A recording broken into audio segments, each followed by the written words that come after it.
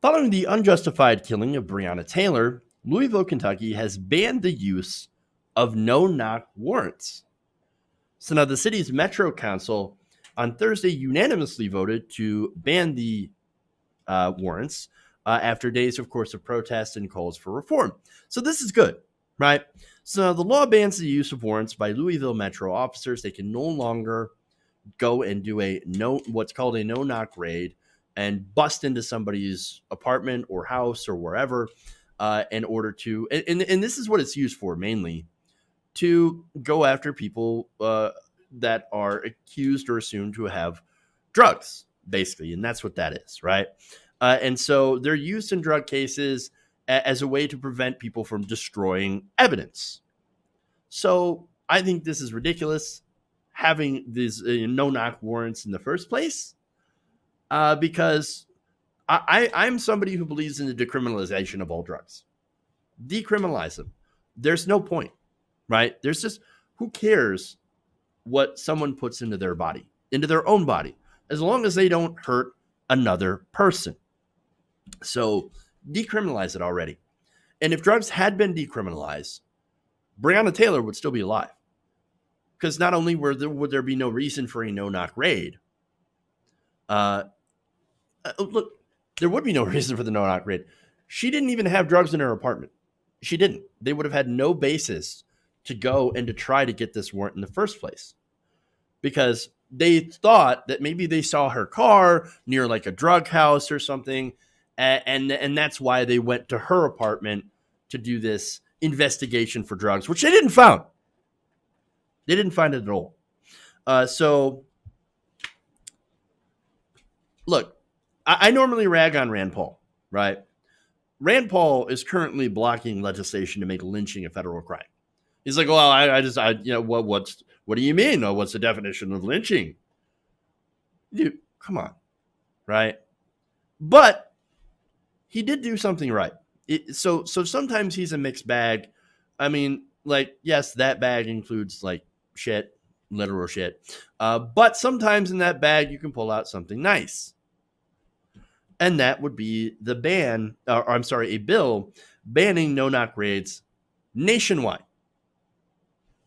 That's something that I can get behind, 100%. So every once in a while, Rand Paul comes out with something decent, and it's like, hey, awesome. I'll support that. But we should also, along with it, end the drug war, which, again, I stress is the whole point of having these no-knock raids. They were instituted to help in the drug war. And so they help police officers go into these places and, investigate, I guess, a place where they assume to have drugs. And then you've got these other, laws that go along with that, like civil asset forfeiture. So you can get a warrant, do a no-knock raid in this place, and then go and steal all their stuff.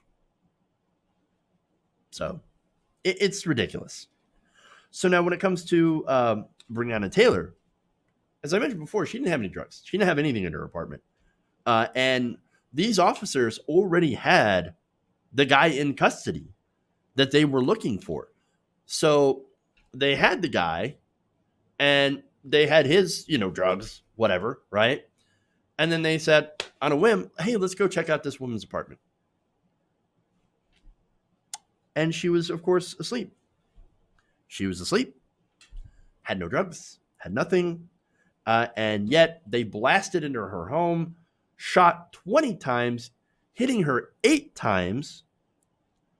They used a freaking battering ram and to go into this house, into this apartment, for no freaking reason.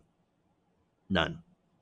Now, and they were shocked, by the way, that her boyfriend, Kenneth Walker, shot back. He was a legal gun owner, and he saw these people breaking into her apartment at, I don't remember what time, in the middle of the night, basically. And he's like, I'm going to shoot. Where's the NRA? Is the NRA backing Kenneth Walker right now? Is the NRA saying, Kenneth Walker, he was just defending his home against these thugs that happened to be police officers that broke in the middle of the night? No, of course not. You know why? It's because the NRA doesn't actually care about real gun rights, doesn't care about these situations, certainly don't care about black people. Now, the only time that we got an assault weapons ban, right, that was supported by these gun rights groups is when the Black Panthers got their guns and they stormed the California State House. Governor Ronald Reagan said, oh, no, now we have to do gun control because black people can't have that. Can't have them with guns, right? So understand that that's kind of the history of that. The NRA doesn't care about black people. They don't. They don't care about their gun rights at all. And neither do conservatives, really. Again, just ask Philando Castile.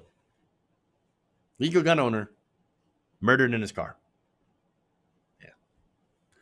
So now Kenneth Walker, they arrest him and charged him with shooting at a police officer, and then thankfully dropped the charges. But the audacity of arresting Kenneth Walker after what they did to Breonna Taylor is sickening. She died in a pool of her own blood in the hallway for no goddamn reason. And yet police officers, those same officers have not been charged 3 months later. Absolutely pathetic. Absolutely pathetic. And then, as I've reported the police report, right? That police report that was released 3 months later is still mostly blank with some entries that are completely wrong. It cites a police-involved death investigation that identifies Taylor as a victim, but there was a box to check for forced entry that was checked no. They did forced entry. They didn't announce themselves. And not only that, but for victim injuries, they put down none. They shot her 8 times. No injuries. No injuries. Ridiculous. Complete and utter bullshit. It's not just 1 or 2 bad apples. It's a whole damn bushel. These officers need to be held accountable. That would at least be a start. But hey, at least there's no more no-knock rates. I guess that's a little bit of a start, but really I would go with like targeting the police department itself and do a clean sweep. Start over. Fire them all. Top to bottom. Charge the officers responsible, and then defund. Now, I don't mean completely abolish the police officer or the police department, right? No. You fire people, and then you start rebuilding. You hire some officers. You hire good officers, right, with extensive background checks. Make sure that they don't have ties to white supremacist groups, right? And you make sure that these are people that actually want to serve the community, that are from the community, right? And then you change the culture. You change the culture into actually wanting to serve the community. And in addition, how about you hire social workers to work with inside the police department, right? To help that department work with people with disabilities.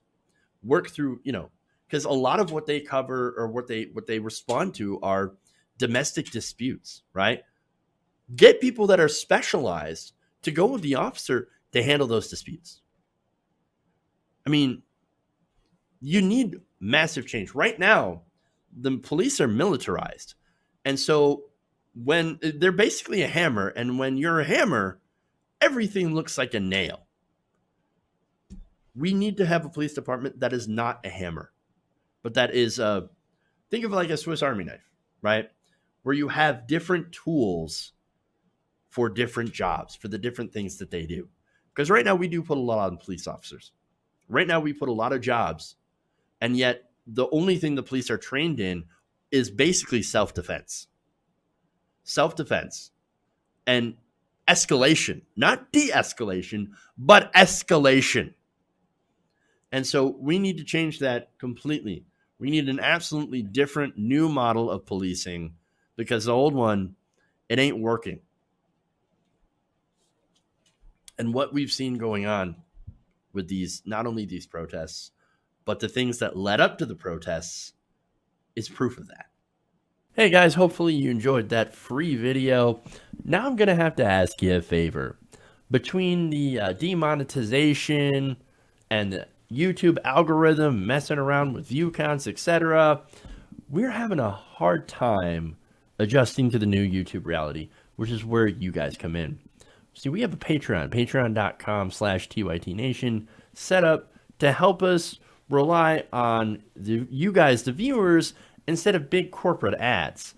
Look, you know the show. You know how I'm not in favor of big corporations anyway. So help us transition away from relying on the ad model to pay the bills and sign up to be a patron, patreon.com/TYTNation. That goes a long way to help us keep the lights on. And you guys will know that you're supporting independent progressive media.